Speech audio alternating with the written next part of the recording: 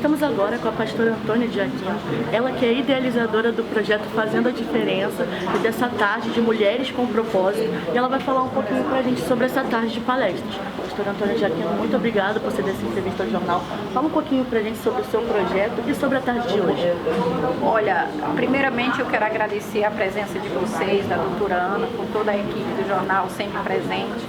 Olha, eu só tenho que agradecer, eu aprendi muito, foi muito esclarecedor e a intenção é isso, ampliar a visão das mulheres para que venham cuidar da autoestima, da saúde e ter uma vida melhor.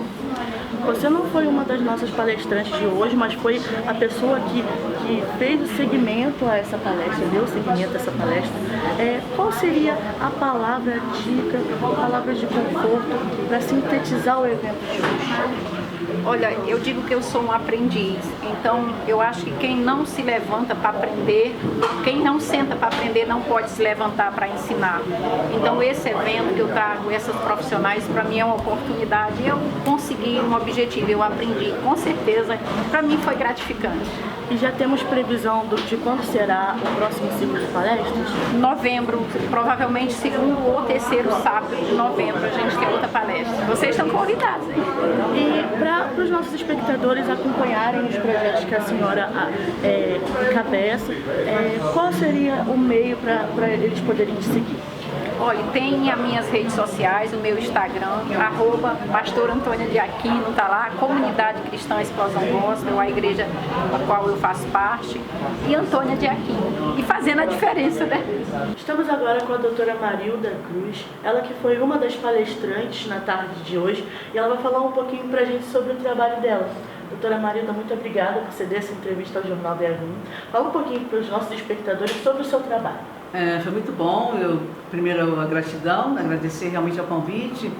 E então, o que era a expectativa? Era de falar alguma coisa que fosse fazer um diferencial na vida das mulheres, mas tinha muitos homens, né? Então eu tinha que fazer alguma coisa sobre os homens. Eu falei sobre aquilo que é o meu dia a dia, eu sou ginecologista de formação cirúrgica, endocrinologista e cirurgia plástica. Mas hoje eu trabalho bastante na área de medicina integrativa, medicina ortomolecular, ou seja, tratando as pessoas como um todo. E hoje, nesse trabalho que nós fizemos, era dar uma roupagem nova para a palavra emagrecimento. Emagrecimento saudável não é perder massa gorda, emagrecimento saudável é ganhar massa magra. Então, foi essa a minha intenção, eu espero só que tenha conseguido de alguma forma, né? O pessoal que está acompanhando aqui essa entrevista vai acompanhar a medida desse vídeo, a palestra da senhora, e como as pessoas que estão assistindo essa entrevista aqui podem ter contato, fazer uma consulta com a senhora. Então, eu tenho o telefone de agendamento, é 21 9695 31858. Também pode fazer contato pela mídia, né? No Instagram, doutora Marilda Peixoto Cruz, no Face também, doutora Marilda Peixoto Cruz, e no YouTube também, no canal doutora Marilda Peixoto Cruz. Mas eu penso que a forma mais fácil é mesmo o telefone, né? 9695 31858. Se a senhora pudesse deixar uma dica a respeito do que a senhora já falou aqui nessa tarde, uma dica para os nossos espectadores, qual a senhora deixaria? Uma dica importante é perder a gordurofobia, medo da gordura. Nós temos que ter respeito aos carboidratos, porque são eles que vão aumentar a nossa insulina, vão fazer um pico de insulina e vão fazer com que nós percamos o senso de saúde. Ou seja, se a gente comer um bife de noite, de manhã a nossa glicemia está alterada, mas a insulina não. Então nós temos que, o que eu deixei, que eu queria ficar bem claro hoje, é a mudança do mindset, não é isso? Mudar a visão do que nos faz bem e do que nos faz mal. O que nos faz bem são as gorduras, proteínas, vitaminas, sais, minerais, e o que nos faz mal são os carboidratos, realmente, que nos causam doença, não é? Por exemplo, prevenir o pré-diabetes. Então, isso era uma coisa que eu estava bem preocupada, a despeito de repor hormônio, de cuidar de uma série de outros fatores, quebrar um pouco esse cristal. Qual é o conceito de emagrecimento? Alguém conhece? Pode me dizer alguma coisa sobre emagrecimento? O que a gente sabe de emagrecimento hoje? Nós estamos no outubro, que é denominado outubro rosa, que a gente fala sobre o câncer de mama. E a senhora fez uma correlação entre, por exemplo, uma dor de dente que pode ocasionar também uma relação com o câncer. A senhora pode falar um pouquinho pra gente sobre isso? Então, posso sim. O dente tem uma doença que se chama cavitação. Essa doença ela é capaz de levar a outras doenças à distância. Por exemplo, nós temos para cada dente a referência de um órgão. Então nós temos um dente para o pâncreas, nós temos um dente que é referência para a mama. E o câncer de mama, muitas das vezes, é o próprio dente relacionado à mama. Isso é um conceito que não é novo, mas ele não é muito difundido. Então, toda vez que você tem um câncer, você tem que procurar um dentista biológico. E aí ele vai saber exatamente. A leucemia também é uma doença que está relacionada, além da doença dos leucócitos, está relacionada também à saúde dental. A senhora também falou a respeito da fórmula do leite que pode estar associada ao autismo. A gente tem visto um aumento de crianças diagnosticadas com autismo. E qual seria essa relação? Então, cada vez que você diminui o tempo de lactação, né, da mãe, as mães hoje, por causa erroneamente, achando que vão ficar com as mamas pendulares, elas diminuem a lactação, é introduzido muito precocemente na alimentação das crianças fatores que podem levar realmente a alterações. Uma delas é o glúten, não é? O glúten, você é um dos mentores, não é, do autismo. E o outro são os elementos que são colocados nas fórmulas. Por exemplo, essas fórmulas adicionadas, todas sem exceção, elas têm ferro, têm cálcio, só que essas substâncias elas são inorgânicas. E a criança não está preparada para metabolizar isso e vai dar alteração. E uma das alterações é a alteração do autismo. Lembrar que o autismo não é uma doença neurológica, nem psicológica, é uma doença metabólica. Então, autismo, procurar o erro, não é, na alimentação. O ferro, né, que eu falei sobre o ferro no leite. O ferro é colocado no leite, na fórmula é ferro inorgânico, nosso organismo não absorve e ainda por cima ele fica girando e causando uma série de efeitos deletérios, principalmente na pobrezinha das crianças. Estamos agora com a Maria Araújo, ela que é professora de yoga. Ela falou também sobre os efeitos da boa respiração, como é respirar direito. Fala um pouquinho pra gente sobre a tarde de hoje e sobre a sua palestra. Então, eu fui convidada por a pastora Antônia de Aquino a falar um pouquinho sobre respiração. E dentro do yoga, eu digo que o que a gente faz numa aula de yoga é como se fosse a pontinha do iceberg que a gente vê acima do oceano. Abaixo do oceano tem um iceberg gigantesco. Uma essa parte do iceberg é a respiração. Coisas que a gente até não dá muita importância, mas que uma má respiração leva a vários problemas. Um exemplo, vou falar do meu exemplo. Há cerca de 20 anos eu fui diagnosticada com síndrome de pânico. Naquele momento não tínhamos o conhecimento que temos hoje. Hoje a gente quer saber de alguma coisa, vai lá, pesquisa e está ali, né? Naquela época não. Então o primeiro médico que eu procurei foi um cardiologista, porque eu achava que o meu coração estava com problema. Ele parecia que estava enorme no meu peito, eu não conseguia respirar. E aí o cardiologista fez todos os exames, viu que eu tinha um coração saudável e normal, me encaminhou para outro médico, que me pediram vários exames, para chegar e dizer, olha, o que você tem é ansiedade extrema, você está com síndrome de pânico. Eu nunca tinha ouvido falar, eu tinha 30 e poucos anos. E aí ela quis me passar um calmante naquele momento. E eu não aceitei bem essa história do calmante. Eu falei, qual a outra alternativa que você me dá? Ah, você pode fazer terapia. Tá, será que o plano cobre? Não, terapia particular. Tá, mas tem uma terceira? Ela disse, você é rebelde, né? Eu falei, não, eu só quero encontrar um caminho natural. Aí ela falou, eu vi num congresso que yoga era bom para quem tem síndrome de pânico. Por que eu tinha síndrome de pânico? Porque eu não respirava. Eu simplesmente ficava catando aquele ar.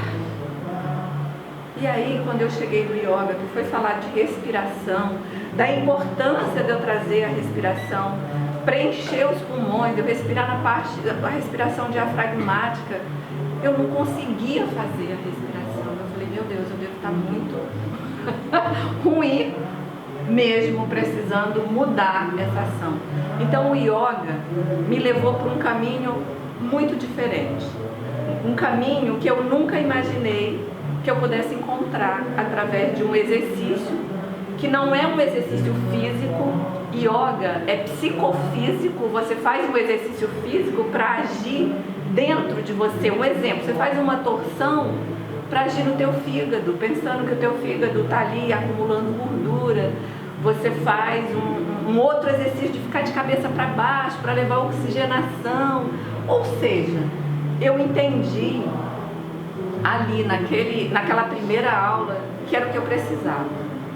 E eu me tornei professora de yoga não porque eu escolhi uma profissão, estudei para aquilo. Não. Eu primeiro adoeci, o yoga me ajudou.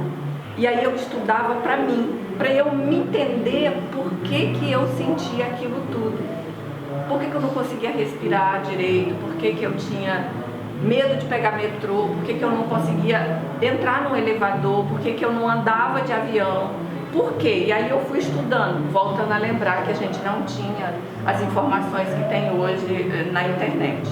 Bom, e aí o yoga foi me dando todas as respostas e eu me tornei professora de yoga porque eu acho que era a minha missão de vida. Eu acredito que quando nós temos uma missão, nós temos que traçar naquela missão, mas quando você desvia, acontece algo para que você seja levado à sua missão. O yoga é a minha missão de vida. Hoje eu tenho certeza absoluta, eu sou professora de yoga por amor, eu amo o que eu faço, eu dou aula todos os dias. Se você me perguntar, todos os dias eu dou aula. Finais de semana eu faço retiros de yoga em lugares diferentes, faço no Réveillon, faço no Carnaval. Quando as pessoas estão se divertindo, eu estou levando um pouco de calma e tranquilidade para outras pessoas que, assim como eu, estão em busca do que eu estava naquela época. Além das dicas que a senhora deu na sua palestra, qual outra dica que a senhora poderia deixar aos nossos espectadores? Que você procure yoga. Não importa se você pode dizer assim, ah Maria, mas yoga tem uma parte que eu não gosto muito, que é uma parte... Cara, procura.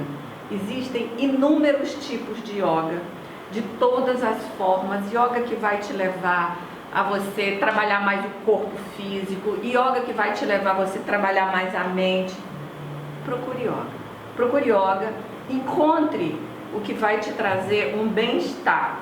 Nós não nascemos para ser depressivos, para ser ansiosos, para buscar o que não nos traz felicidade. A gente está em busca de uma felicidade e ter. Hoje foi falado nas palestras sobre o ter. Eu não posso ser feliz porque eu comprei uma roupa nova, porque eu viajei. Eu não posso ser feliz por conta dessa coisa tão que escapa, entende? A felicidade está dentro de mim e foi através do yoga que eu encontrei este encontro, sabe, de união. Yoga quer dizer união. Em primeiro lugar, a união de mim comigo mesma. Através da respiração eu estou unida a mim. Quando eu no exercício pedi para você fechar os olhos e respirar, você está ali dentro, você se uniu. Antes não, você não estava ali, certo? Então minha dica é, procure yoga, da forma que você procura, ela tem para preencher. E deixe então os seus contatos para as pessoas que estão assistindo esse vídeo, que possam me contactar. Deixe seu contato para a gente. Ok, eu tenho um Instagram, que é @yoga_maria_araújo. Esse Instagram eu dou meditação toda noite, gratuita, liberada para quem quiser. Eu tenho um canal no YouTube, que o nome do meu canal é o nome do meu futuro livro. Um livro que eu vou escrever terá esse nome, que é Do Pânico à Paz. Os caminhos do yoga em minha vida. Quais são esses caminhos? Prática de aula, de asana, de postura para exercício psicofísico, respiração, mantras, mudras, Yoga Nidra, que é uma terapia incrível. Nidra quer dizer sono, ou seja, a ponta do iceberg que é visto tem todo um contexto. E eu tenho também um WhatsApp, né? 21 99304 1984. Eu dou aula hoje no meu espaço de yoga no Catete, dou aula no Aterro do Flamengo e online. Dou em vários horários por dia, eu dou uma média de 6, 7 aulas por dia. Perfeito. Se eu souber responder. Se a gente fizer o contrário, vai ficar agitado? Devagar para eu pegar o microfone, não tá ouvindo bem não? Pega. É minha mana ali. Olha, gente, ela é minha versão oposta. Aí uma coisa está procrastinando. Falou. Faz essa respiração com a narina direita, respirando pela direita. Ao contrário. Botou aqui, fechou a esquerda. Não faz antes de dormir, faz. Tudo tem que saber, né? Antes de dormir pode ser que tire um pouquinho do seu sono, que vai trazer mais energia. É ótimo para fazer no frio. Foi proposto, foi falar sobre a autoestima. E a autoestima hoje em dia é um valor que está muito muito periclitante, que eu diria. As pessoas hoje em dia não sabem bem qual é o valor da autoestima e confundem muito a autoestima com uma competição, né? Com ser melhor que o outro, estar mais bonito que o outro. Eu só estou bem se eu estiver bonita, e não é isso. A estima é uma avaliação positiva que a gente tem da gente mesmo. E quando nós não temos essa avaliação positiva, não adianta a melhor roupa, o melhor sapato, o melhor vestido, porque tudo que fazemos não tem valor. É assim que a gente tem que entender a autoestima. E a nossa autoestima é um bem precioso, porque além de nos fortalecer, ela emana positividade para todos que estão ao nosso redor. Eu costumo dizer que o mau humor contamina. E contamina. Se a gente estiver numa fila de banco e uma pessoa estiver atrás da gente reclamando, aquilo contamina a gente. Se a gente estiver assim, tranquilo, vendo o celular, que agora é o que se faz quando está à toa, né? Ou mesmo quando não devia estar à toa, mas a gente está olhando, está tudo bem, mas se chega uma pessoa com mau humor, reclamando, você já fica naquela mesma vibração. Então a gente tem que tomar muito cuidado com os nossos sentimentos e a maneira como a gente os passa para as pessoas. A maneira como a gente fala, como a gente anda, como a gente se porta, claro que diz muito da gente. Mas tudo isso pode ser ensaiado, né? Tudo isso pode não ser natural. Então aí os grandes artistas que nem interpretam coisas assim fantásticas e muitas vezes não são aquilo. Então eu acho mais importante, quando a gente fala em autoestima, nós sabemos, primeiro de tudo na autoestima, quem somos, o que pretendemos, qual é o nosso propósito. E quando a pessoa tem um propósito na vida, ela tem uma autoestima e nada há de erro. Não há vento que sopre, não há dificuldade que esbarre, que faça essa pessoa parar. Porque a autoestima dela a blinda, ela é blindada nisso. E quando a gente está perto de uma pessoa que tem uma autoestima elevada, a gente se sente bem também e eleva a moral da gente. Então é importante a autoestima para nós e para os outros que estão conosco. Principalmente, se nós queremos ser pessoas exemplo, e temos que ser exemplo, e é bom que sejamos exemplos bons, e eu vou dizer uma redundância, é muito bom quando a gente vê um exemplo ruim. porque a gente já sabe que aquilo não podemos fazer, não devemos seguir. E a mesma coisa com a autoestima. Quando temos uma autoestima elevada e o valor dado a ela não tem preço. Então, quando eu falo em autoestima, eu até fiz uma colinha aqui para eu poder me situar melhor, né? Ela está relacionada diretamente ao desenvolvimento do nosso ego. Quem tem um ego ruim tem uma baixa autoestima. Nunca se vê como é, ou sempre se vê menos do que a pessoa é. Sempre menos.